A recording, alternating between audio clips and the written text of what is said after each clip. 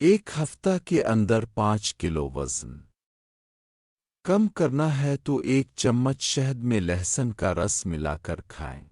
بخار کی حالت میں دلیا کھانے سے بخار اتر جاتا ہے۔ ناف میں تیل لگانے سے لٹکا ہوا پیٹ اندر سکڑ جائے گا۔ 1 گلاس پانی میں 1 چمچ زیتون کا تیل ملا کر ہاتھوں کو دھو لے۔ ہاتھ نرم اور سفید ہو جائیں گے۔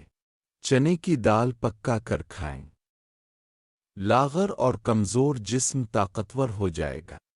سر کے بالوں میں خشکی ہو اور چمک نہ آ رہی ہو تو انجیر کھایا کریں، سر کی خشکی ختم ہو جائے گی اور بال چمکدار ہو جائیں گے۔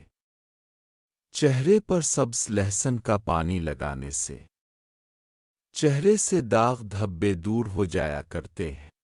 شہد کے ساتھ کھجور کھایا کریں۔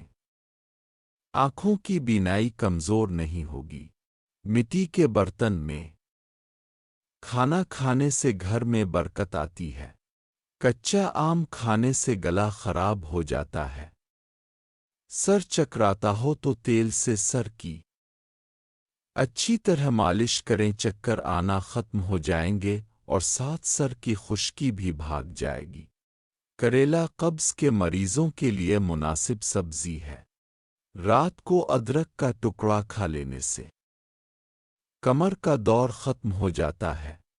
اگر بہت زیادہ پسینہ آیا ہوا ہو تو اس وقت تک نہ نہاؤ جب تک پسینہ خشک نہ ہو جائے، ورنہ فالج ہو سکتا ہے۔